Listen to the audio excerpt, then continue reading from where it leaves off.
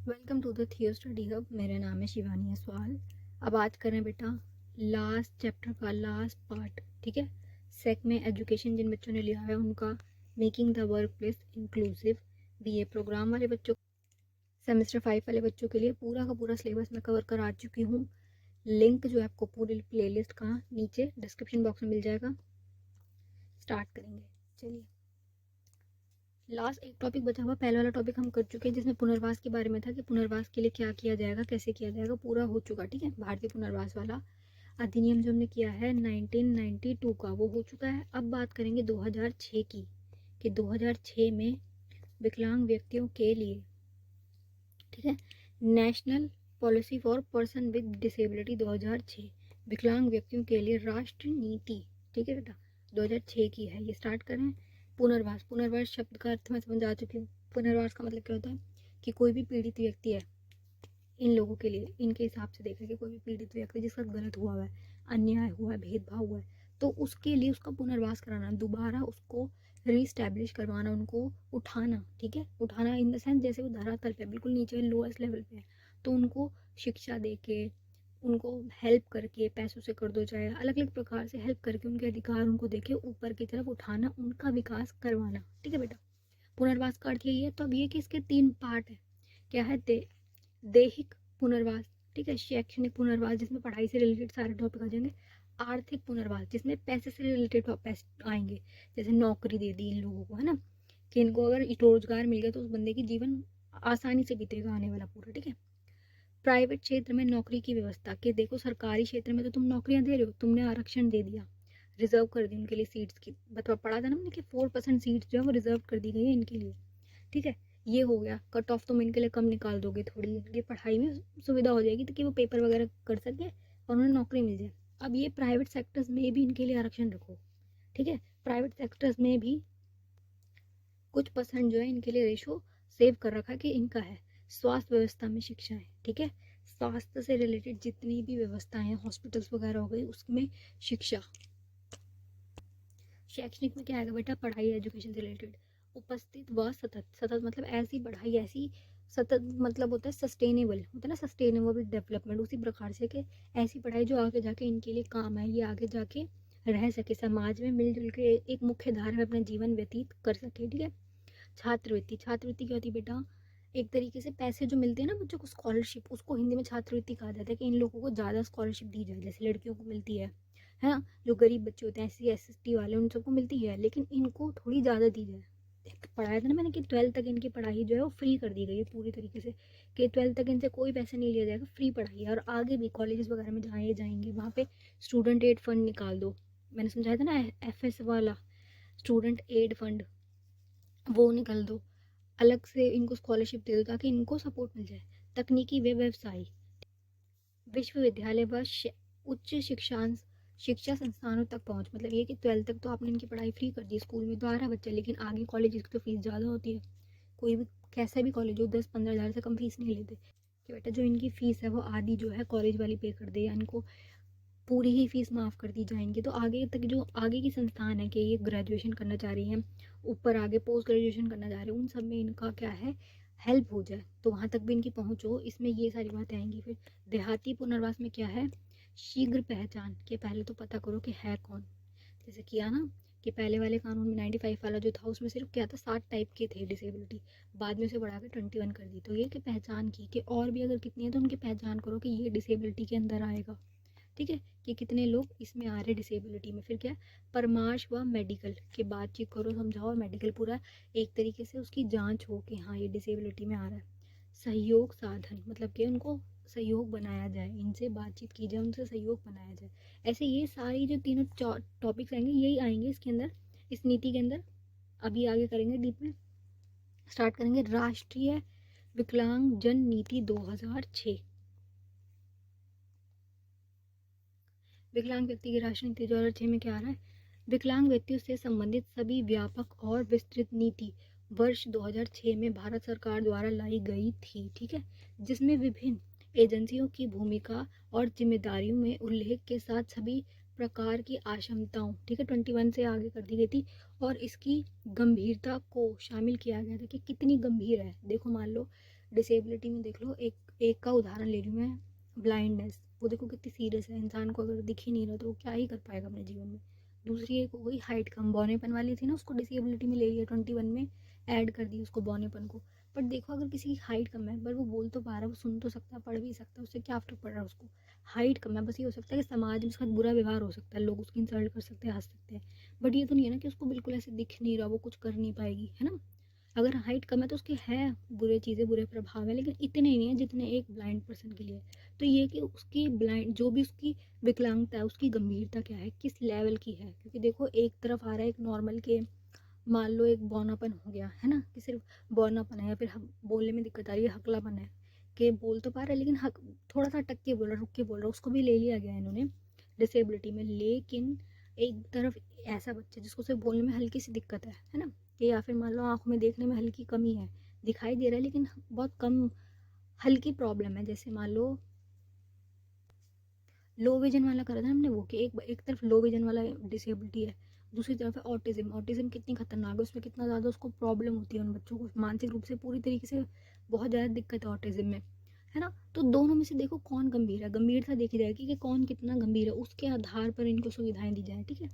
नीति के उद्घाटन पर अग्रलिखित व्यक्त को दोहराया गया, भारत का संविधान सभी व्यक्तियों की समानता, स्वतंत्रता, न्याय और गरिमा को सुनिश्चित करता है, और विकलांग व्यक्तियों के सहित सभी के लिए, प्लस विकलांग व्यक्ति इन्होंने बोला इनके साथ प्लस बाकी सभी के लिए समावेश समाज का अनिवार्य रूप अधिनियम करता है। इन्होंने ये भारतीय संविधान की बात करें कि जो हमारा संविधान है उसमें सब इक्वल है, इनको भी लिखा जाएगा, और बाकी के जो लोग हैं सबके लिए समावेशी होना चाहिए, कि सब इक्वल, सबको एक साथ ले जाके सबको एक साथ आगे बढ़ाया जाएगा, किसी के साथ किसी भी प्रकार का भेदभाव नहीं होगा, ठीक है। हाल के वर्षों में विकलांग व्यक्तियों के प्रति समाज की धारणा में व्यापक और सकारात्मक परिवर्तन हुए हैं। क्या बोल रहे, पॉजिटिव आए हैं चीज़ें, कि उनको लोग इतना बुरा नहीं कर रहे जितना पहले के टाइम पे किया जाता था, क्योंकि देखो अब थोड़ा लोग पढ़े लिख गए हैं, जैसे हम लोग हो गए, हमने पढ़ाई कर ली, हमारे मन में उनके लिए कोई हीन भावना नहीं है, हमें वाली बात पता है कि ये पाप पाप नहीं होता ऐसा कुछ, कि इनको कोई पिछले जन्म का कोई पाप है या उन पर कोई जादू टोना, ऐसा कुछ हम नहीं सोचते, पढ़े लिखे जितने भी लोग हैं। थोड़ा सा पहले से बात थोड़ी ठीक हो गई है, पहले के ज़माने में बहुत ज़्यादा इनके साथ बुरा व्यवहार किया जाता था, लोग इनको देखना तो पसंद नहीं करते थे कि ये श्रापित हैं, ये गलत हैं, अपराधी हैं, ऐसा करते थे। लेकिन अब थोड़ी सिचुएशन ठीक हो गई है, अब पहले से काफ़ी अच्छी सिचुएशन है, क्योंकि काफ़ी लोग, मतलब मान लो 60+ लोग पढ़े लिखे हैं, तो जो पढ़े लिखे लोग होते हैं वो ऐसे नहीं करते, इतना माइंड नहीं करते ना, किसी के साथ ऐसे बुरा व्यवहार करते, ठीक है। यह महसूस किया गया है कि अधिकांश विकलांग व्यक्ति बेहतर जीवन स्तर का नेतृत्व कर सकते हैं। इन्होंने बोला कि मोस्टली लोग रह सकते हैं यदि, ठीक है, यदि उनके पास समान अवसर हो। देखो विकलांग लोग जो है, अगर उनको इक्वल अवसर मिल जाए, वो भी अच्छे से अपना जीवन व्यतीत कर सकते हैं। बस दिक्कत क्या आती है, उनको अवसर ही नहीं मिल रहे, कि जॉब्स वगैरह में लोग सोचते हैं कि इनको क्यों, एक नॉर्मल इंसान को रखो, इनको क्यों बुलाएं हम, जॉब्स इनको क्यों दी जाए, नॉर्मल इंसान को रखना पसंद करते हैं लोग, है ना। और ये एक तो आप जा भी नहीं पाते स्कूल कॉलेज जाने के लिए, इनको पूरा एक रास्ता चाहिए कि अपनी इनकी जो व्हील चेयर उससे जा सके, ब्लाइंड बच्चे को उसका पूरा वो एरिया चाहिए जिससे वो देख के चल सके अपनी स्टिक के साथ, है ना। तो ये दिक्कतें आती हैं इनको। पुनर्वासी उपयोग तथा सभी पहुँच हो, पुनर्वास हो तो सभी तक, हर जितने भी हमारे अवसर है तो वहाँ तक इनकी पहुँच हो। सरकार भी समाज में विकलांग लोगों की स्थिति को मजबूत करने के लिए आवश्यक नीतियों और अन्य कानून बनाकर इस दिशा में योगदान दे रही है। मतलब अलग अलग कानून, अब तक हम कितने सारे कानून पढ़ चुके हैं, 95 वाला पढ़ा, 2016 वाला पढ़ा, ये पढ़ रहे, इससे पहले वाला भी 93 वाला करा है, RCI वाला, सारे जितनी भी चीज़ें उसमें बोली बात क्या जा रही है कि इनको आगे की तरफ बढ़ाना है, इनका विकास करवाना है, इनको उठाना है, ठीक है। तो ये बेटा आप कंफ्यूज मत हो जाना, सब में सभी में देखो बातें तो यही है, घूम फिर के बात तो यही हो रही है, बार बार इनकी शिक्षा, कोई इनके साथ बुरा व्यवहार ना करे, समान अवसर मिले, समान पहुँच हो इनकी, वही सब चीज़ें हैं। बस ये कि इनकी डेट्स याद रखना, कंफ्यूज ना होना, और इनका पूरा नाम, इनके नाम लिख लो ढंग से, और इनकी डेट सारी लिख लो अब तक जितने भी हमने किए हैं, ठीक है। और विकलांग व्यक्तियों पर राष्ट्र नीति इसका उदाहरण है, ये जो राष्ट्र नीति है ये इनकी उदाहरण है कि कैसे इनकी हेल्प की जा रही है। राष्ट्र नीति 2006 विकलांग लोगों के लिए बेहतर जीवन को सुनिश्चित करने के लिए एक दिशा में महत्वपूर्ण कदम है, कि इनका एक बेहतर और अच्छा जीवन हो, ठीक है। सामाजिक न्याय, समाज में जो पूरा समाज है उसमें इनको भी न्याय मिले। आधिकारिक मंत्रालय, भारत सरकार की यह पहल एक स्वागत योग्य बदलाव के रूप में है, मतलब ये एक चेंज के लिए है, बहुत अच्छी वो है पहल। इस नीति का मुख्य उद्देश्य विकलांगजनों के लिए बाधा मुक्त वातावरण बनाना। वही बार बार रिपीट बात हो रही है कि इनके लिए वातावरण अच्छा बनाना, कि लोग बुरा व्यवहार ना करें, प्लस इनको आने जाने में कहीं भी किसी प्रकार की दिक्कत ना हो, इनके हिसाब से भी समाज हो। लिफ्ट हो गई, जितने भी सार्वजनिक स्थल है, सारी सेवाओं का ये भी सुविधा उड़ा सके। जैसे हम जा सकते हैं ना फटाफट, कहीं भी हमें जाना आना है, हम आराम से जा सकते हैं। इनको भी इनके हिसाब से रोड वगैरह बने हों, बसेस इनके हिसाब से हो कि ये बस में चढ़ सके खुद से, इनको किसी की ज़रूरत ना हो कि कोई एक बंदा इनको साथ आए, है ना। ये सारी चीज़ें इसमें आएंगी। नेक्स्ट देखेंगे, विकलांग व्यक्ति के लिए राष्ट्रीय नीति 2006 यह मानती है कि विकलांग एक मूल्यवान मानव साधन है और समान अवसर प्रदान दिए जाने पर वे अच्छी गुणवत्ता वाला जीवन जी सकते हैं। अगर इनको इक्वल रखा जाए तो ये भी अच्छा जीवन जी सकते हैं और देश के विकास में ही वो करेंगे। किसी प्रकार की बाधा ये नहीं बनेंगे। इनके लिए इनके जीवन में बाधाएं लोग उत्पन्न कर रहे हैं, ये किसी के लिए कोई बाधा उत्पन्न नहीं कर रहे। इंसान ये अच्छे लोग हैं, मूल्यवान व्यक्ति हैं, ठीक है। यह नीति मुख्य रूप से विकलांग महिलाओं और बच्चों के पुनर्वास, अच्छी गुणवत्ता वाली समावेश शिक्षा, देखो शिक्षा बहुत इंपॉर्टेंट है, घूम फिर के बाद शिक्षा पे आएगी, ठीक है, सुनिश्चित करने, बाधा मुक्त पहुंच, कि इनकी पहुंच हर साधन तक, जो भी चीज़ें हमें मिलती है ना नॉर्मली, वो इनको भी मिले। समाज में पूर्ण भागीदारी, कि इनकी इक्वल भागीदारी हो, सामाजिक सुरक्षा और उन्नत अनुसंधान पर केंद्रित है। इनके विकलांगता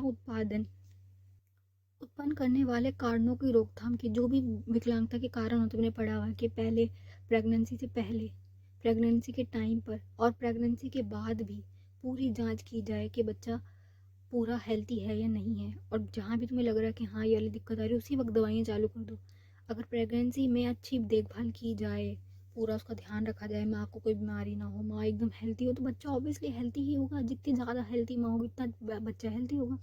माँ का ध्यान रखो। उसके बाद में भी आफ्टर बर्थ भी उस बच्चे का इतना ध्यान रखा जाए कि किसी प्रकार से कोई आशंका उसे हो ना, क्योंकि देखो आदत होते 50% के बच्चे पहले से ही आशंक पैदा हो रहे हैं, ठीक है, डिसेबल पैदा हो रहे हैं। 50% ऐसे केस होते हैं कि पैदा होने के बाद चोट लग गई, बच्चा गिर गया, सिर के बल तो सिर पे चोट लगी, दिमागी रूप से हो गया, हाथ पैरों को ध्यान नहीं रखा, बच्चे के हाथ पैर मुड़ गए, टेढ़े हो गए, उसका ध्यान, बच्चा तो बहुत सॉफ्ट होता है, उसका बहुत ज़्यादा ध्यान रखना होता है। अगर ध्यान नहीं रखा तो वो डिसेबल हो जाएगा, इसलिए कि बच्चे का बहुत बहुत ज़्यादा ध्यान रखना होता है, ठीक है। तो यही बोले कि जो भी कारण है उनका रोकथाम की जाए, जिसमें चिकित्सा वाला टॉपिक आएगा कि मेडिकल वाला, सबसे ज़्यादा उसमें ध्यान दिया जाए।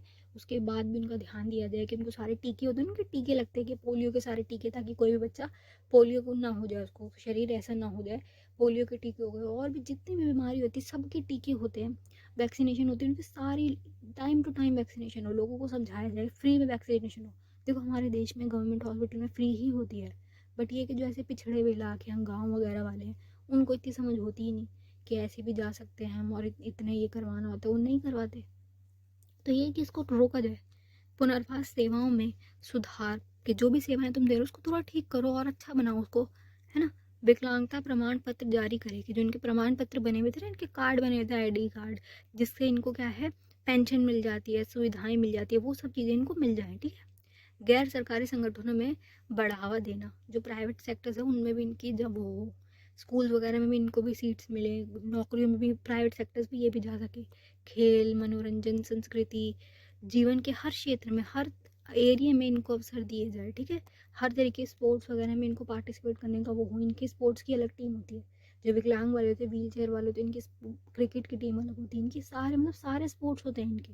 जैसे हम स्पोर्ट्स वाले देखते हैं ना ओलंपिक, वैसे इनके डिसेबल वाले ओलंपिक अलग होते हैं। तो ये कि ये बहुत अच्छी पहल है इनका, इनके जीवन के लिए, इनका भी मनोरंजन उससे होगा, ठीक है। अंतः क्रिया करने वाले प्रशिक्षण व्यक्तियों के गुणवत्ता को सुधार के पर जोर, मतलब ये कि जितनी भी चीज़ें हैं उनके सुधार पर जोर दिया जाए। बेटा देखो ये नीति क्या कह रही है वो हमने कर लिया पूरा, ठीक है। एक अर्थ जो है इस नीति का वो हम पूरा कर चुके 2 स्लाइड्स में। अब इसका प्रमुख प्रावधान देखेंगे कि ये वाली नीति क्या कह रही है, मेन मेन चीज़ें। अब देखो बेटा ये जो है ना पॉइंट्स, ये अच्छे से लिख के रख लो, क्योंकि ये इंपॉर्टेंट है। ये बाकी का जो कॉन्टेंट होता है तो आप खुद से बना के भी लिख सकते हो, तो ये लिख के करो, ठीक है। पहला पॉइंट क्या कह रहा है कि रोकथाम, रोकथाम पे वो दिया जाए कि विकलांग जो है, अब देखो उनको अच्छी सुविधा दे दो, लेकिन और बच्चे विकलांग पैदा ना हो, इसके लिए क्या किया जा सकता है, राष्ट्रीय नीति विकलांगता की शीघ्र पहचान करना, कि फटाफट पता लगाओ कि विकलांगता है, रोकथाम पर ध्यान केंद्रित करती है, क्योंकि बड़ी संख्या में विकलांगता संबंधित मामलों को रोका जा सकता है। बहुत सारे ऐसे केस है, 60% केस ऐसे ले लो जिसको गर्भ में ही प्रेगनेंसी के टाइम पे रोका जा सकता है, अच्छी दवाइयाँ, अच्छा इलाज देकर। ठीक है, बोल रहे ना, गर्भावस्था की अवधि के दौरान उसके बाद विकलांगता की रोकथाम के लिए किए जाने वाले उपायों के बारे में, बीमारियों के बारे में, बीमारियों की रोकथाम के लिए सारी वैक्सीनेशन कराओ, जागरूकता पैदा की जाए, समझाया जाए पेरेंट्स को कि कैसे हैंडल करना है। करने के लिए नीति कार्यक्रम आह्वान है। ठीक है, ये समझ आ गया बेटा। चिकित्सा के रूप से ये बाधा मुक्त वातावरण के इन्वायरमेंट ऐसा बनाया जाए। बाधा मुक्त वातावरण में क्या है, उनके लिए रैंप वॉक्स बनवा देंगे कि वो आराम से आ जा सके, लिफ्ट में रास्ता बनवा देंगे, बसेस में बनवा देंगे उनके लिए रास्ता। और जो बेटा रास्ते पे ब्लाइंड पीपल्स के लिए वो बने हुए थे ना, उभरा हुआ डॉट डॉट, ऊपर उभरे हुई सड़कों पे उभरा हुआ बना हुआ होता है, एक पैटर्न बना हुआ होता है जिसमें डॉट डॉट बने हुए थे येलो कलर के। उससे क्या है, इनकी स्टिक से इनको फील हो जाता है कि इससे आगे नहीं जाना है। ऐसे पूरा एरिया बनाओ, बाधा मुक्त वातावरण बनाओ इनके लिए, ताकि ये आ जा सके। ठीक है। विकलांग बच्चे, इसमें क्या बोल रहे हैं, विकलांग बच्चे हमारे समाज के लिए सबसे ध्यान योग्य समूह है। बच्चों पे सबसे ज़्यादा ध्यान दिया जाए, उन्हें पूरी देखभाल और विशेष ध्यान की आवश्यकता है। उनको स्पेशल स्कूल, स्पेशल नीड, सब कुछ स्पेशल चाहिए। यह नीति विकलांग बच्चों के लिए विशेष पूर्णवास सेवाओं के साथ साथ शिक्षा, स्वास्थ्य, व्यक्तिगत प्रशिक्षण, मतलब उनका बिहेवियर समझाना, उनको सिखाना, उनके व्यक्तित्व, उनके स्वास्थ्य पे, उनकी शिक्षा के साथ साथ सारी चीज़ों पे समावेश पे बल देना, कि इनको भी बाकी बच्चों की तरह इक्वली ट्रीट किया जा सके। ठीक है बेटा, ये 3 पॉइंट लिख लो। नेक्स्ट करेंगे, ये है 4th पॉइंट, ये 5th, ये 6th, सभी को लिख लीजिए। विकलांग महिला, बच्चों का पढ़ लिया, महिलाओं पे प्रमाण पत्र वाला, आईडी कार्ड वाला समझाया ना, इनके आईडी कार्ड होते हैं जिससे इनको पेंशन मिल जाती है, वो वाला टॉपिक। ठीक है, विकलांग महिलाओं के लिए क्या कर रहे हैं, ये शिक्षा देंगे, रोजगार देंगे इनको। ठीक है, इनको आगे बढ़ने का वो दिया जाएगा, रोजगार पैदा करने के लिए विशेष शिक्षा और व्यवस्था की सुविधाएं करवाएंगे इनके लिए। यह नीति महिलाओं के शोषण के खिलाफ है, कि महिलाओं का किसी भी प्रकार से शोषण ना हो। राष्ट्रीय नीति विकलांग महिलाओं के लिए विशेष जागरूकता के लिए है, स्पेशल उनके लिए कर रहे हैं। एक तो औरतें, महिलाएं प्लस विकलांग है, तो इनके लिए ज़्यादा किया जाएगा। अन्य पुनर्वास सेवाओं प्रदान करने के लिए विशेष कार्यक्रम चलाती है। नीति में कहा गया कि विकलांग महिलाओं को रोजगार वाले हो गया, विकलांग महिलाओं की शिक्षा, ठीक है, समाज में पूर्ण भागीदारी, वही इक्वालिटी वाली बात, प्रोत्साहन, उनको प्रोत्साहन करना कि वो भी कोई किसी से कम नहीं है, वो भी आगे आ सकती, काम कर सकती है। पुनर्वास के कार्यक्रम चलाए गए हैं, सरकार परियोजनाएं, प्रोजेक्ट्स वगैरह बनाती है, पैसे देती है, लड़कियों को तो मिलते ही हैं वो ना, लाडली बहन योजना, उससे पैसे मिल जाते हैं इनको, काम भी मिल जाता है इनको, वो कि इनको प्रोत्साहित किया जाएगा, आगे बढ़ाया जाएगा और काम दिया जाएगा। प्रमाण पत्र क्या है, भारत सरकार ने विकलांग मूल्यवान का प्रमाण की प्रक्रिया में दिशा निर्देश अधिसूचना किया गया। यह नीति सुनिश्चित करेगी कि विकलांग लोगों को सरल, सुलभ, पारदर्शी व विकलांग जन अनुकूल प्रक्रिया के में का पालन करके कम से कम समय में बिना किसी कठिनाई के विकलांग प्रमाण पत्र प्राप्त हो। मतलब ये कि किसी प्रकार की इनको कठिनाई ना, जो इनकी आईडी कार्ड है वो इनको जल्दी मिले, ताकि सारी सुविधाएं इनको मिल सके। ठीक है, कोई दिक्कत ना हो, क्योंकि इनको देखो सर्टिफिकेट डालना होता है अपनी विकलांगता वाला, कि हम विकलांग हैं, हमें ये दिक्कत है, उनको प्रूफ देना होता है। तो ये उस प्रूफ को साबित करने में कोई दिक्कत ना हो, कोई किसी भी प्रकार की परेशानी ना हो, जल्द से जल्द इनको उनकी आईडी कार्ड मिल जाए, ताकि इनको फिर पेंशन वगैरह मिल सके। अनुसंधान का विकास, अब ये क्या बोल रहे हैं 6 पॉइंट में,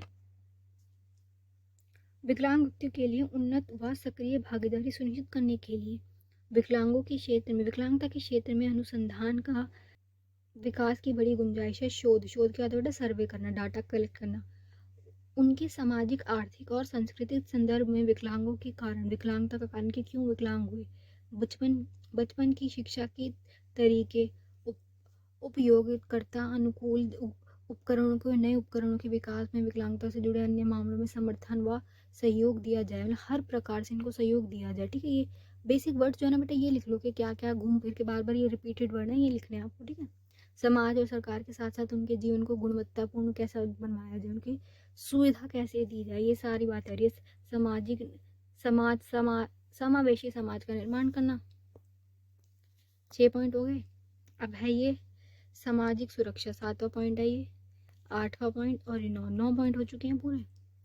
समाज में सुरक्षा, उनको सुरक्षित फील हो, उसमें क्या है, विकलांग व्यक्ति के परिवार दैनिक जीवन, चिकित्सा, देखभाल, परिवहन, आने जाने का उसका वो सहायता हो, उपकरणों आदि को दिया जाए, गतिविधि पूरी की जाए, बड़ी राशि व्यक्त करते हैं। ठीक है, ये वाली जो ये है 2006 वाला कानून है, इसमें बहुत ज़्यादा पैसा इन चीज़ों पे लगाया गया कि ये आ जा सके, परिवहन में दिक्कत ना हो। इसलिए यह कानून उनके विभिन्न माध्यमों से सामाजिक सुरक्षा प्रदान करता है। समाज में इन्हें भी सेफ्टी फील हो, किसी प्रकार का इनको भेदभाव फील ना हो, समाज में सुरक्षित फील करेंगे। केंद्र सरकार विकलांग व्यक्तियों और उनके भावकों, उनकी फैमिली वालों के लिए भी कर राहत प्रदान करती है। देखो ये जो विकलांग व्यक्ति है, ये प्लस इनकी फैमिली वालों को टैक्सेस कम देने पड़ते हैं। जितने नॉर्मल फैमिली लोग टैक्स देते हैं ना, उनसे ये कम टैक्स देते हैं, जो कि बहुत अच्छी बात है। उनको हेल्प मिल जाएगी कि उनको टैक्स वगैरह कम देने पड़ रहे हैं।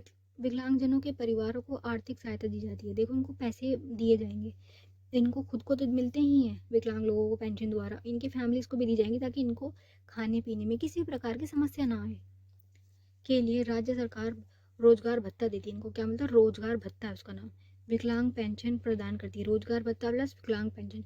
सभी राज्य सरकारों को विकलांग व्यक्तियों के लिए व्यापक सामाजिक सुरक्षा नीति विकासित करने का प्रोत्साहन दिया जाता है। कि सारी राज्य सरकारों को भी कहा जा रहा है, ये तो राष्ट्रीय स्तर की है, पूरे देश की एक नीति है, बाकी की राज्य सरकारें भी इनके लिए काम करे, उसके लिए कि प्रोत्साहन दिया जाता है। ठीक है, चलिए बेटा नेक्स्ट पॉइंट क्या है, गैर सरकारी संगठन, जिसका अर्थ क्या होता है बेटा, गैर सरकारी संगठन में क्या आता है, एनजीओ। ठीक है, स्वयं सेवी संगठन, सभी को पता है ना एनजीओ क्या करते हैं, लोगों की हेल्प के लिए काम करते हैं। अलग अलग प्रकार के एनजीओ होते हैं। डॉग्स वाले अलग होते हैं कि जो डॉग्स की हेल्प करते हैं, जानवर वाले तो सारे अलग हो गए, एनिमल हेल्प वाले। दूसरे होते हैं गरीब लोगों के लिए कर रहे हैं, गरीब बच्चों के लिए कर रहे हैं। वैसे ये डिसेबल वालों के भी होते हैं एनजीओ, बहुत सारे इनके लिए भी चलाए जाते हैं, जिनका मुख्य कार्य क्या होता है, सर देखो अभी क्या बोला, सरकार के प्रयासों को पूरा करने के लिए व सस्ती सेवाएं प्राप्त कराने के लिए एनजीओ बहुत महत्वपूर्ण तंत्र है। एनजीओ जो होते हैं बहुत हेल्पफुल होते हैं पूरे समाज के लिए। ठीक है, राष्ट्र नीति इन संगठनों को एक जीवंत और विकासशील क्षेत्र के रूप में मानती है। जो राष्ट्र नीति इनको भी इंक्लूड करती है। विकलांग व्यक्तियों के लिए सेवाओं के प्रावधानों में एनजीओ ने महत्वपूर्ण भूमिका निभाई है। देखो कहीं भी कुछ गलत हो रहा है, कोई भी ऐसे स्पेशल स्कूल्स हैं, वहाँ पे जाके एनजीओ वाले डायरेक्ट घुस जाते हैं, जाके पूरी चेकिंग करके आते हैं कि कैसे चल रहा है, कुछ गलत तो नहीं कर रहे।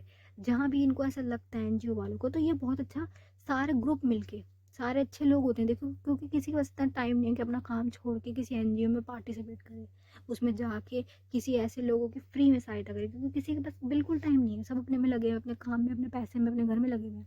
किसी के पास इतना टाइम नहीं है कि एनजीओ को जाके ज्वाइन करे। तो ये जो एनजीओ वाले लोग होते हैं बहुत ही अच्छे लोग होते हैं, जो दूसरों की हेल्प के लिए आगे आते हैं। सारे ही भगवान को मानने वाले लोग हैं, धार्मिक लोग हैं, जो ये सोचते हैं कि हमें दूसरों की मदद भी करनी है, अपने जीवन का कुछ समय ऐसा निकालना है जिसमें हमें दूसरों की मदद करनी है। तो ये एनजीओ वाले जो हैं, ये भी महत्वपूर्ण भूमिका निभाते हैं, क्योंकि ये इनके साथ जो भी अन्याय हो रहा है, जो गलत हो रहा है, उसको देखते हैं। ठीक है, उसके ऊपर काम करवाते हैं, इनको बताते हैं, और इनमें बहुत सपोर्टिव होते हैं, हेल्प मिलती है इनकी तरफ से।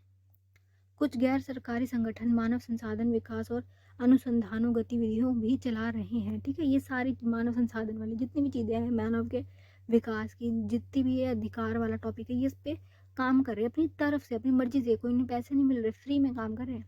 सरकार भी उन्हें नीति निर्माण, योजना और क्रियान्वयन निगरानी में सक्रिय रूप से शामिल कर रही है।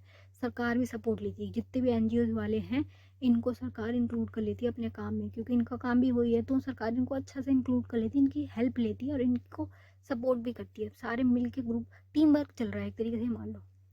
और विकलांग व्यक्तियों से संबंधित विभिन्न मुद्दों पर उनका सलाह ले रहे हैं, क्योंकि देखो काम तो यही कर रहे हैं, इन्हें ज़्यादा पता है, सरकार से ज़्यादा भी इन्हें पता है, क्योंकि ये ज़्यादा काम कर रहे हैं। तो इनकी भी सलाह विमर्श की जाती है कि क्या चल रहा है, टॉपिक कैसे करना है, नेक्स्ट क्या करना है, ऐसे इनको इंक्लूड किया जाता है। योजना, नीति निर्माण, जो भी इन्हें प्रोजेक्ट बनाएंगे, जो भी प्लानिंग करेंगे उसमें। ठीक है, और क्या है कि जितने भी टॉपिक्स होंगे, जितने भी मुद्दे होंगे, गैर सरकारी या एनजीओ वालों की बातचीत की जाएगी, इनकी सलाह ली जाएगी। वैसे ये बोल रहे हैं खेल, मनोरंजन और संस्कृति में गतिविधियों में, इन सारी चीज़ों में इनको इंक्लूड किया जाए। ठीक है, इनको पीछे ना छोड़ा जाए, सारे अवसर जो नॉर्मल बच्चे को मिलते हैं वो इन्हें भी दी जाए। नेक्स्ट देखेंगे, सरकार का प्रयास है कि ऐसे बाधा मुक्त विद्यालय हो, सारे स्कूल हों बाधा मुक्त हो, कि इनको दिक्कत ना हो, रैंप बने हो। रैंप मैंने समझाया था ना, ऐसी जगह जिससे व्हील चेयर आसानी से जा सके। ठीक है, वो हो गई रैंप।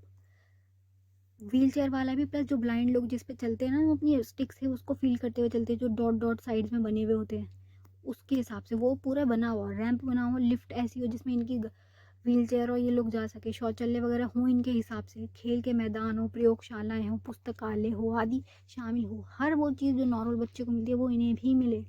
बनाए जो जो सभी प्रकार के विकलांगों के लिए सुलभ हो, इनको कोई दिक्कत ना हो। दूसरे शब्दों में स्कूल और भौतिक दृष्टि से अधिक सुगम बनाए जाए, मतलब ये कि उनके हिसाब से डिज़ाइन किए जाए। सारे स्कूल वगैरह इस हिसाब से होते हैं जो देखने में सुंदर लगें। अच्छे से अच्छे हाई लेवल के स्कूल बनाते हैं और इनको भूल जाते हैं। जब भी स्कूल कॉलेजेस के डिज़ाइन बने हुए तो डिसेबल्स की बात कहीं नहीं होती है। बहुत ही कम स्कूल और कॉलेजेस मैंने देखे हैं जहाँ डिसेबल वाले बच्चों के लिए रैंप वॉक्स वगैरह बने हुए हों। जिस स्कूल में मैं पढ़ी थी वहाँ नहीं था, जिस कॉलेज में मैं पढ़ी थी वहाँ भी कोई डिसेबल वाले बच्चों के लिए रैंप वॉक नहीं बने हुए थे। लिफ्ट तो थी ही नहीं हमारे कॉलेज में।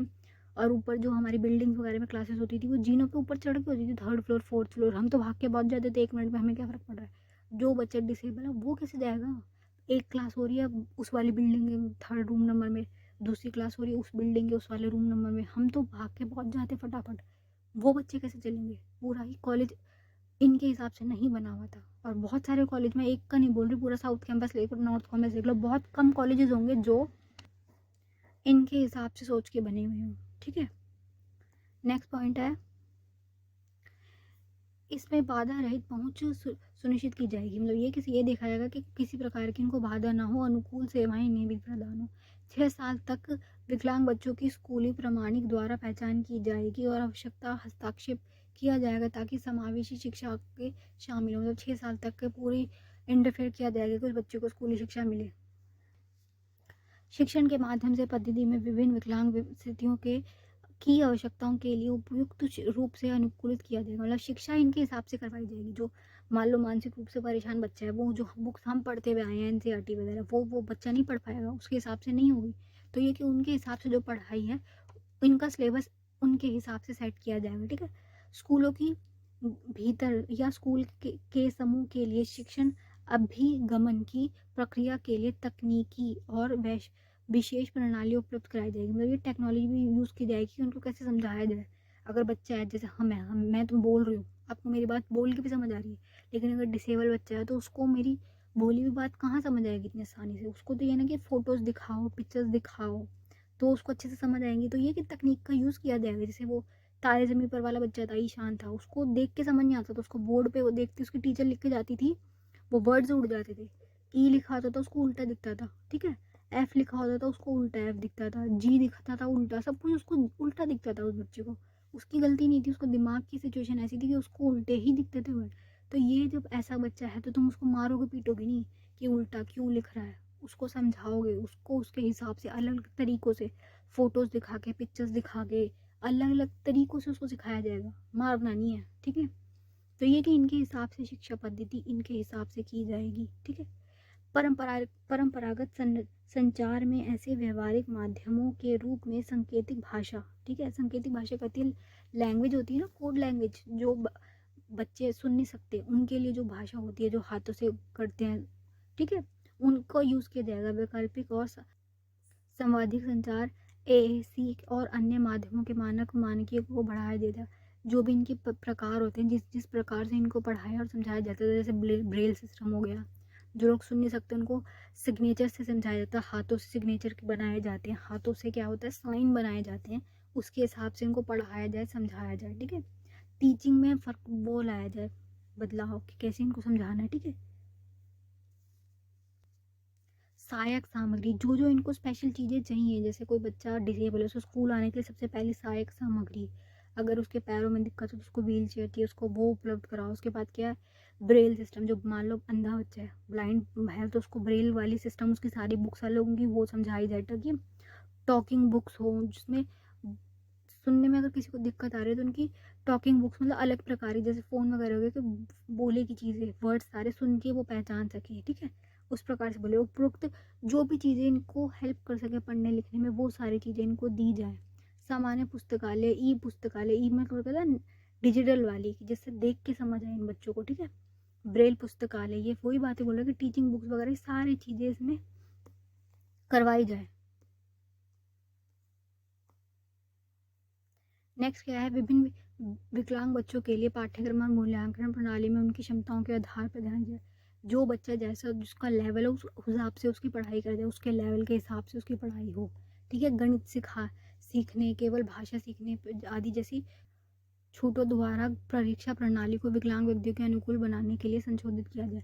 देखो मैथ्स हो गई, लैंग्वेजेस हो गई, ये बच्चा वो कैसे कर पाएगा। देखो मैथ्स तो हमसे नहीं होती, मुझसे आज तक मैं सच बता रही हूँ, मुझे मैथ्स बिल्कुल अच्छी नहीं लगती, मुझे मैथ्स समझ आती भी नहीं है, बहुत ही मुश्किल से मैं मैथ्स पढ़ती हूँ। और पढ़नी देखो पड़ेगी, क्योंकि अब जब कॉम्पिटिटिव एग्जाम आप करते हो तब पढ़नी पड़ती है, तो वो रो के हम कर लेते हैं। बट ये कि मैथ्स करना हर बच्चे के हिसाब से नहीं है, नॉर्मल बच्चे भी मैथ्स नहीं कर पाते, तो ये तो डिसेबल वाले हैं, मानसिक रूप से कम है, ये लोग कैसे मैथ्स करेंगे। और ये लैंग्वेजेस वगैरह जो डिफिकल्ट चीज़ें नॉर्मल बच्चा पढ़ के आ रहा है वो सब ना करो, उसमें उनको छूट दे दी जाए, वो सब सब्जेक्ट्स नहीं होंगे, इनके अलग सब्जेक्ट्स होंगे बिल्कुल आसान, जिसमें उनको बिहेवियर सिखाया जाएगा, समाज में रहना कैसे, बात कैसे करनी, खाना कैसे खाना है, पानी कैसे पीना है, बोलते कैसे हैं, बैठते कैसे, ये सब चीज़ें अच्छी चीज़ें इनको जो इनके लिए उपयोगी हो वो सारी चीज़ें सब आगे परीक्षा की जो प्रणाली है, जो इनका पढ़ाई होगी टेस्ट वगैरह में इनको इनके हिसाब से होगी, ठीक है। इनके अलावा आवश्यकता के आधार पर, जो इनकी आवश्यकता उसके आधार पर, क्योंकि नॉर्मल बच्चा तो रह लेगा, नॉर्मल बच्चा तो एब्जॉर्ब करता है, चीज़ों को देखता है, घर वाले जैसे खाना खा रहे हैं वैसे वो भी खा लेगा, लेकिन इनको तो समझ नहीं आता ना, इनको समझाना पड़ेगा बहुत टाइम तक, अलग अलग प्रकार से, अलग अलग तरीक़ों से, तो इनको इनके हिसाब से वही वाली बात आ रही है कि इनकी सुविधा अनुसार जो जैसे चाह रहे सुविधाएं प्राप्त करवाई जाएं, ठीक है। स्कूली शिक्षा और उच्च शिक्षा के विभिन्न स्तरों में विकलांग विद्यार्थियों को, विशेष रूप से विकलांग लड़कियों को, ठीक है, मतलब लड़कियों को देखो स्पेशल दे रहे हैं, लड़कियों का तो हमेशा ही गलत हो, तो उस हिसाब से लड़कियों को ज़्यादा प्रमोट करें। नामांकन और ड्रॉप आउट की सालाना समीक्षा करने के लिए अलग तंत्र होगा, मतलब ये कि इनके लिए विशेष जो है शिक्षा के स्तर पर अलग तंत्र होगा, जैसे हमारे नॉर्मल होते हैं ना, जैसे कॉलेजेस वगैरह में बच्चे जाते हैं तो सेमेस्टर सिस्टम है, अगर बच्चा पेपर में नहीं बैठा तो उसको अगली बार देना पड़ेगा, लेकिन नहीं, इनके लिए अलग तंत्र होगा जो कि आसान होगा, नॉर्मल बच्चों से आसान लेवल होगा इनका। स्कूलों के अधिक समावेश शिक्षण अधिक्रम लोकाचार बनाने के लिए, मतलब लोकतंत्र वाले टॉपिक पे बोल रहे हैं कि उसको अच्छा और सुलभ बनाने के लिए स्कूलों में शिक्षकों, प्रधानाचार्य और अन्य स्टाफ को, सदस्यों को जागरूक बनाना पड़ेगा। देखो वो बच्चा पढ़ने जो आ रहा है डिसेबल है, नॉर्मल नहीं है, उसे ज़्यादा स्पेशल केयर की ज़रूरत होगी कि उससे और ज़्यादा प्यार से बात की जा सके, बच्चा नॉर्मल नहीं है, तो टीचर का बिहेवियर अच्छा होना बहुत बहुत ज़रूरी है, कि टीचर प्यार से बात करे, उसको समझे कि वो बच्चा ऐसा है, वो चिल्लाएगा, वो चीखेगा, वो धीरे नहीं बोलेगा, जैसे नॉर्मल बच्चे को डांट के चुप करा दो वो हो भी जाएगा चुप, ये वाले बच्चे थोड़ी ना चुप होंगे, इन्हें तुम डांट भी नहीं सकते, तुमने डांटा वो ओवर सेंसिटिव है, नॉर्मल बच्चा भी सेंसिटिव हो तो उससे बुरा लगता है, लेकिन डिसेबल वाला बच्चा तो ओवर सेंसिटिव है, उसको तुमने एक बार डांट दिया वो बच्चा दोबारा स्कूल आएगा ही नहीं, तो उस हिसाब से इनको जागरूक कराया जाए, संवेदनशीलता इनमें लाई जाए, सेंसिटिवनेस जो होती है ना उसको समझा जाए, इसकी सबसे ज़्यादा ज़रूरत है, क्योंकि जो टीचर्स वगैरह होते हैं, स्कूल वाले होते हैं, वही सोचते हैं कि हमारा क्या फ़ायदा इनको पढ़ाने में, देखो समाज है सब क्या सोचते हैं, हमारा हमें फ़ायदा चाहिए,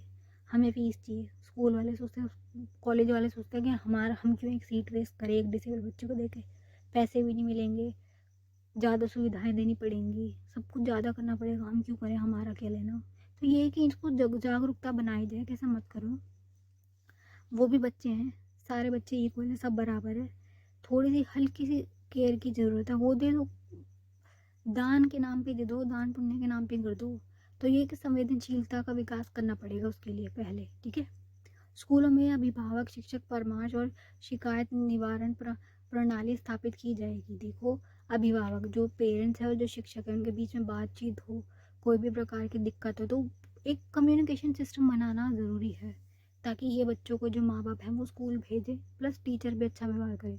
इन बच्चों का स्कूल ना आने का सबसे बड़ा अगर कोई कारण है वो ये है कि इनके पेरेंट्स सोचते हैं कि बच्चे को भेज तो रहे हैं, क्या बिहेव करेंगे टीचर्स उसके साथ, हमें तो पता चलेगा नहीं, क्योंकि बच्चा बताएगा भी नहीं, नॉर्मल बच्चा जाता है वो उसको घर आके सब बता देगा, मेरे साथ ये हुआ टीचर ने ये बोला, बच्चे कैसे बिहेव करे, बच्चा खुद ही इंटेलिजेंट होता है, प्लस उसको इतनी समझ होती है कि वो बता सकता है, डिसेबल वाला बच्चा घर आके क्या ही बताएगा उसके साथ क्या व्यवहार हो रहा है।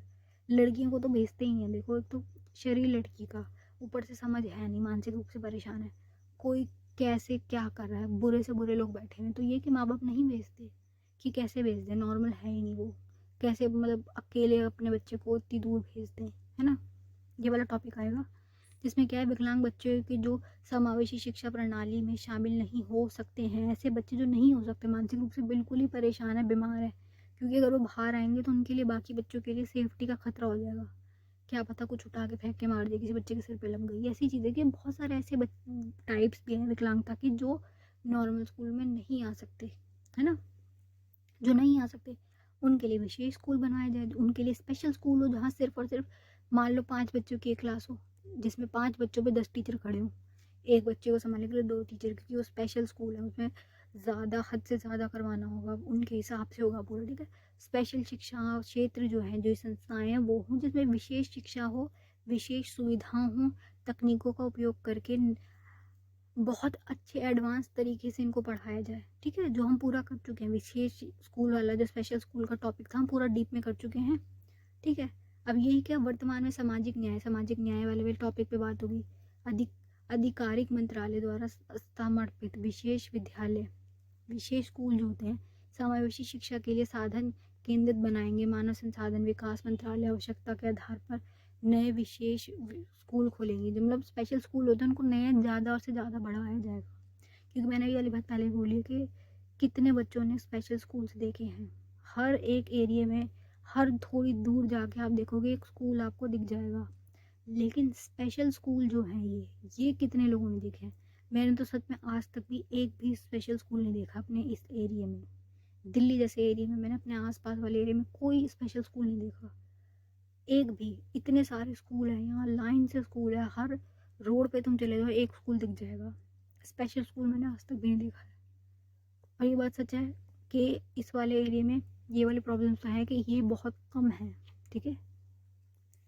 विकलांग व्यक्ति में साक्षरता दर को बढ़ाने के लिए संयुक्त मुक्त राष्ट्रीय मुख्य विद्यालय, मुख्य मतलब जो बोल नहीं सकते ना, बोलना बोलने वाले बच्चे, उनके लिए दूरस्थ शिक्षा कार्यक्रम को बढ़ाया जाएगा। मतलब अलग अलग तरीके के स्कूल, ब्लाइंड बच्चों का अलग स्कूल, जो बोल नहीं सकते वो अलग, जो सुन नहीं सकते वो अलग, ऑटिज्म वाले बच्चों का अलग, अलग अलग स्पेशल स्कूल अलग अलग एरिया वाले बच्चों के लिए खोला जाए, ठीक है। विकलांग व्यक्तियों के लिए शिक्षा को बढ़ावा देने के लिए प्रत्येक राज्य, केंद्र शामिल प्रदेश समावेशी शिक्षा पे आधार दे, मॉडल पे स्कूल स्थापित हो, ठीक है। देखो बेटा, आज के युग में कंप्यूटर का बहुत अधिक महत्व है। डिजिटल जो है, फ़ोन वगैरह, फ़ोन कैसे चलाना, ये सब चीज़ें, कंप्यूटर वगैरह का बहुत ज़्यादा महत्व है, तो इनको ये वाली चीज़ सिखाई जाए, टेक्नोलॉजी, इनको भी कंप्यूटर वगैरह उपयोग करना, इनको बेसिक जो है इतना तो सिखाया जाए, ठीक है। तो ये हो गया। गंभीर लर्निंग वालों के लिए वयस्क शिक्षण केंद्र खोले जाए, स्पेशल जो स्कूल वगैरह होते हैं, कॉलेजेस हैं, वो खोले जाएँ ज़्यादा से ज़्यादा। नेक्स्ट में बेटा क्या बोल रहे हैं, उच्च शिक्षण संस्थानों में, कॉलेजेस वगैरह में 3%, 3% सीट्स रिजर्व हो, आरक्षण वाली बात बोले, आरक्षण दिया जाए, ठीक है। विकलांग विद्यार्थियों को शैक्षणिक आवश्यकताओं की देखभाल की जाए, जो भी उनकी नीड्स हैं वो पूरी की जाए, ठीक है। विश्वविद्यालय, कॉलेजेस जो होते हैं, कॉलेजेस में पेशेवर संस्थानों को भी यह वित्तीय सहायता दी जाए, पैसे दिए जाए टीचर्स वगैरह को भी, कि इनकी हेल्प की जा सके, प्रदान की जाए उन्हें। विकलांग विद्यार्थियों के लिए परिसर में कक्षाएं, छात्रावास हों, जो बच्चे जहाँ रहते हैं ना, पीजीज वगैरह, वहाँ पे उन सारे अन्य सुविधाओं को सुलभ करवाया जाए, ताकि ये रह सके अच्छे से, कॉलेजेस वगैरह जाने में दिक्कत ना हो। विकलांग बच्चों के प्रावधान में संबंधित मुद्दों पर शिक्षाओं के लिए समय समय पर प्रेरणा और कार्यक्रम चलाए जाए, सेवाकालीन परीक्षण किया जाए, मतलब ये कि ध्यान दिया जाए, बार बार उसको रीचेक करते रहो, जो तुम कर रहे हो वो हो भी रहा है। लास्ट टॉपिक है बेटा सीमाएं। सीमाएं मीन्स आलोचना वाला टॉपिक आएगा, कि तुम इतना कर तो रहे हो, इतना तुम्हारा करने के बाद आज भी इनकी हालत अच्छी क्यों नहीं है, क्यों आज भी ये लोग विकसित नहीं हो पा रहे हैं, आज भी इतने लोग विकलांग क्यों हैं, पढ़ क्यों नहीं पा रहे वो लोग, ये आलोचना वाला टॉपिक करेंगे, जिसमें कमियां बताएंगे सारी कि कहाँ कहाँ क्या कमी रह रही है, ठीक है।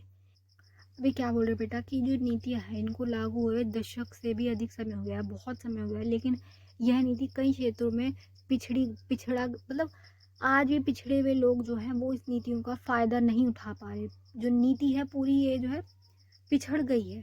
नीति के कार्यान्वयन के सुधार के साथ साथ इसमें प्रभावशाली, जो इसका जो मतलब प्रभावशाली तो है, नीति से बना के कागजों में रखी हुई है, लागू तो कब करवा नहीं पा रहे ढंग से, है ना। रणनीतियाँ जो है वो लोगों के लिए हो, तो बहुत सारे लोग, ज़्यादातर विकलांग जन जितने हैं वो इस चीज़ों से, इन प्रावधानों से अनजान है, उन्हें पता ही नहीं है कि स्कूल्स वगैरह में इतनी रिजर्वेशन है, इतनी इनको पैसा मिल रहा है। बहुत सारे लोग इस चीज़ से अनजान है। नीतियों में वर्णित सेवाएं केवल और केवल कागजों तक ही सीमित है। सच में तो कुछ ऐसा हो नहीं रहा, क्योंकि देखो लोगों को इनके लिए कार्य करना waste of time, waste of money, ऐसी ये सब चीज़ें लगती है। कोई इन पे खास ध्यान नहीं दे रहा है, किसी को कोई फर्क नहीं पड़ रहा है। नीतियाँ सिर्फ बना के रख दी, लागू तो हो नहीं रही है। सेवाओं का लाभ उठाने की प्रक्रिया को बहुत थकाऊ और समय लेने वाली है, मतलब ये बहुत डिफिकल्ट है। क्योंकि देखो सबसे बड़ी अगर कमी है ना, तो जो इनके वो जो आईडी कार्ड होते हैं ना, जिनके प्रमाण पत्र है, वो बनने में बड़ा समय लगता है।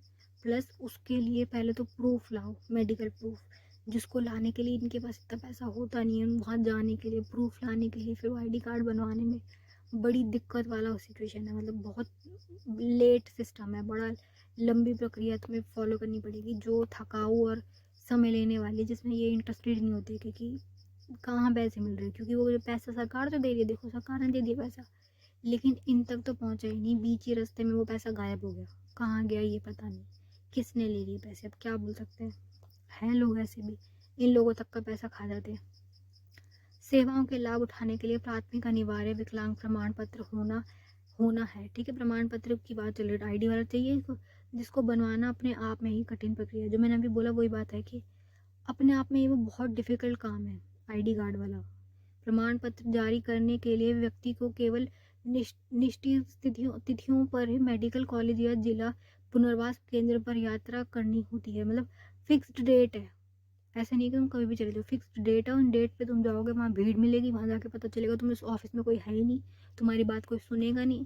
पहले ही तुम्हें जाने में इतनी तकलीफ है, उसके बाद वहाँ जाके तुम्हें पता चल रहा है कि कोई सुन ही नहीं रहा, कोई बात कर ही नहीं रहा। तुम्हें इतने वो लंबे प्रोसीजर को जो झेलना पड़ेगा, वो काफ़ी वो है, भ्रष्ट है लोग। इनके लिए जो पैसा आता है वो इन तक नहीं जाता, कोई और उस पैसे का उपयोग कर लेता अपने घर परिवार को चलाने के लिए। उस पैसे को भी ये लोग ले रहे हैं। मतलब इससे ज़्यादा क्या गलत हो सकता है कि विकलांग लोगों के लिए वो पैसा आया, पर वो उन तक गया ही नहीं, बीच में से वो पैसा गायब हो गया। क्या इससे ज़्यादा गलत हो सकता है? प्रमाण जारी कराने के लिए व्यक्ति को केवल ये हो चुका, यह प्रक्रिया अधिक भ्रष्ट हो जाती है। मतलब अब ये कि इनको को प्रमाण पत्र चाहिए, तो उस प्रमाण पत्र से फ़ायदा क्या होगा, इनको पेंशन मिल जाएगी, सुविधाएं मिल जाएगी। बट ये जो बंदा प्रमाण पत्र देने के लिए जो बंदा बैठा हुआ है, अगर वो ये डिमांड रख दे कि दे दूंगा प्रमाण पत्र, लेकिन उसके लिए तुम्हें पहले 50,000 रुपये जमा करवाने पड़ेंगे, अब वो विकलांग व्यक्ति 50,000 रुपये कहाँ से लाएगा? जो ये इतना भ्रष्टाचार है, वो नहीं झेल पाते। इसलिए ये कि इनकी आईडीज़ वगैरह नहीं बन पाती, इनके पास पैसा आता नहीं, फिर वो पैसा कहाँ जाता है इनके पास, जो ये ऑफिसर्स बैठे हुए हैं। पैसा आ तो रहा है, लेकिन जा कहाँ रहा है, इनके पास तो नहीं आ रहा, जिसमें गरीब और कमज़ोर व्यक्ति असफल हो जाता है। क्योंकि देखो इतना बड़ा अमाउंट जो ये मांगते हैं अलग अलग प्रकार से इनको तंग करने के लिए, नहीं दे सकते। वो इतना पैसा कहाँ से देंगे, वो बनवाते ही नहीं आईडी कार्ड। आईडी नहीं बनती, कभी पैसा आएगा ही नहीं पेंशन का। पैसा नहीं आएगा तो पैसा जाएगा कहाँ, इन लोगों के पास जो बैठे हुए हैं, है ना। इस नीति की प्रमुख चिंताओं में से एक विशेष रूप से ग्रामीण क्षेत्रों में है। देखो गांव वाले लोग पहले ही कम पढ़े लिखे, उन्हें कुछ पता नहीं होता, सुविधाएं नहीं है। क्योंकि देखो तुम लोग पढ़े लिखे बच्चे हो, तुम लोग पढ़ रहे हो, मैं तुम्हें पढ़ा रही हूँ, तुम्हें ये वाली बातें पता चल रही है कि इतने प्रावधान है, इतने कानून है, उनके लिए इतनी सुविधाएं हैं। अगर उनके अधिकारों का हनन हो रहा है तो वो आवाज़ उठा सकते हैं। लेकिन जो लोग गाँव में रह रहे हैं उन्हें क्या पता कि ऐसा भी कुछ है। वो बेचारे गाँव में रहते हैं, गाँव तक ही सीमित रह जाते हैं, कभी वो गाँव से बाहर आ ही नहीं पाते।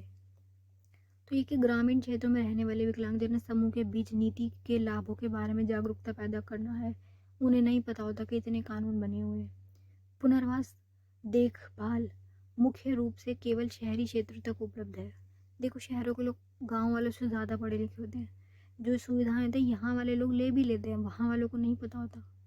ग्रामीण क्षेत्रों में नियोजन उपयोग को मजबूत करने के लिए कठिन और ठीक से लागू कराने की आवश्यकता है। उन्हें समझाया जाए, दोबारा ढंग से लागू करवाया जाए, प्रचार किया जाए इस बात का कि इतनी सुविधाएं दी गई है।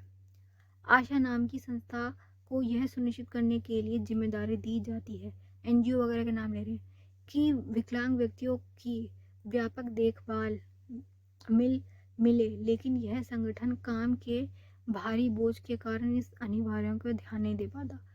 ये देखो एक संस्था बनाई हुई है, ग्रुप बनाया है जिसका नाम है आशा।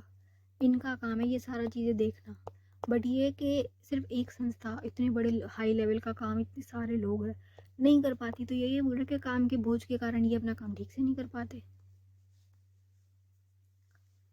केवल दस्तावेजों में उल्लिखित समावेशी पर शिक्षा पर पर्याप्त नहीं है। देखो ये जो बात बार बार घूम, हमने पूरा सिलेबस जो किया वो समावेश के ऊपर पढ़ा हमने कि समावेश समावेश सबको इक्वल मिले, सबका इक्वल हो, सारी चीज़ें इक्वल दी जाए, बराबरी हो बराबरी हो। लेकिन ये सिर्फ और सिर्फ दस्तावेजों तक सीमित है, सिर्फ बुक्स में लिखी हुए, कानूनों में, कागजों में लिखी हुई। धरातल पे जो ये समाज बना हुआ है इसमें तो लागू हो ही नहीं रही है। कितने स्कूल्स में डिसेबल बच्चे थे, कितनी क्लासेस में, 6th से लेके अपनी 12th क्लास तक को याद कर लो, किसकी क्लास में डिसेबल बच्चे बैठे हुए थे। सोचो, जिस स्कूल में मैं पढ़ गई हूँ, मेरे फर्स्ट से 5th तक, फिर 6 से 12 तक, कभी मैंने डिसेबल बच्चा देखा ही नहीं क्लास में बैठा हो। कॉलेज में हाँ मैंने देखा है, 1-2 ब्लाइंड बच्चे आते थे स्कूल कॉलेज में, लेकिन बहुत कम। मान लो पूरे कॉलेज में 10,000 बच्चे अगर आ रहे हैं ना, तो उस 10,000 में से सिर्फ 1-2 ब्लाइंड बच्चे देखे होंगे मैंने, गिनती के 1-2 बस, इससे ज़्यादा कभी नहीं देखे। तो ये जो समावेश है, अगर मान लो 10,000 बच्चे नॉर्मल थे, तो 10,000 फिर ब्लाइंड भी होने चाहिए थे, नहीं थे इतने बच्चे, गिनती के एक इक्का दुक्का बच्चे देखें बस। तो ये बोल रहे कि हमें शैक्षणिक संस्थानों के साथ साथ सरकारी भवनों तक उचित पहुंच की आवश्यकता है। कई संस्थानों में ना तो प्रवेश द्वार मतलब गेट ना बने हुए ऐसे कि व्हील चेयर वाला बंदा अंदर आ सके, रैंप नहीं है। सरकारी भवन मतलब बैंक्स हो गए, बहुत सारी सरकारी जगहें होती जहाँ हम जा सकते, लेकिन ये लोग नहीं जा पाते। और ना ही व्हील चेयर, दिव्यांगों के लिए अनुकूल शौचालय या बाधा मुक्त पहुंच सुनिश्चित करने के प्रावधान जमीनी हकीकत को दर्शाते हैं। देखो, स्कूल्स कॉलेजेस की बात चल रही है, वो तो ठीक है, सरकार इतनी सारी नीतियां बना रही है, खुद के सरकारी जो अधिकारी है ना, जो सरकारी जो भवन बने हुए हैं, सरकारी जो संस्थाएं हैं, उन तक में भी सब वो नहीं है, रैंप वॉक वगैरह। तो ये जो सरकार इनके लिए बातें बोल रही है कि डिज़ाइन इनके हिसाब से बनवाया जाए, प्रवेश द्वार शौचालय वगैरह ये सब इनके हिसाब से बनाया जाए, खुद के इनके सरकारी जो जितने भी दफ्तर वगैरह उनमें नहीं है।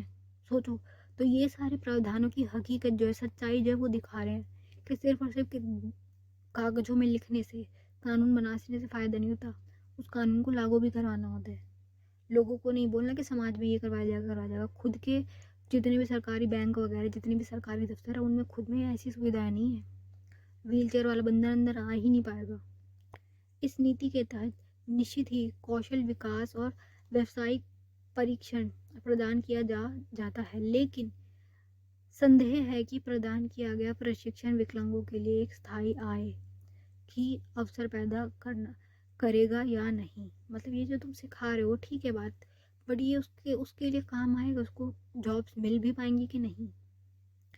साथ ही व्यवसायिक क्षेत्र में इनके लिए मजदूरी की राशि, जो इनके पैसे जो दिए जाते हैं, मजदूरी दर जो दिया जाता है, बेरोजगार जो भत्ता है, वो परिभाषित नहीं की गई है। कि मतलब तुमने ये बोल दिया कि हाँ हम पैसे देंगे और बेरोजगार भत्ता देंगे, मगर कितना देंगे ये तो बताया ही नहीं। कितना, 10 रुपये 20 रुपये, ये इतना, ये थोड़ी ना कि तुम पैसे का अमाउंट ही नहीं बताया। अब नहीं बताया तो उसमें तो कुछ भी लिख सकते हैं लोग।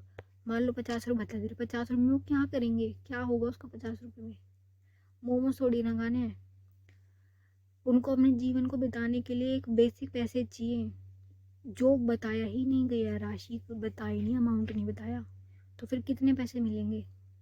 ये तो कितनी बड़ी विडम्बना है ना कि मतलब तुमने पैसे वाला प्रावधान किया कि दिया जाएगा, लेकिन ये नहीं बताया कि कितना दिया जाएगा। तो ये बहुत बड़ी बड़ी कमियां भी हैं। और कुछ मामलों में दी गई राशि उनकी सभी बुनियादी आवश्यकताओं को पूरा नहीं कर सकती।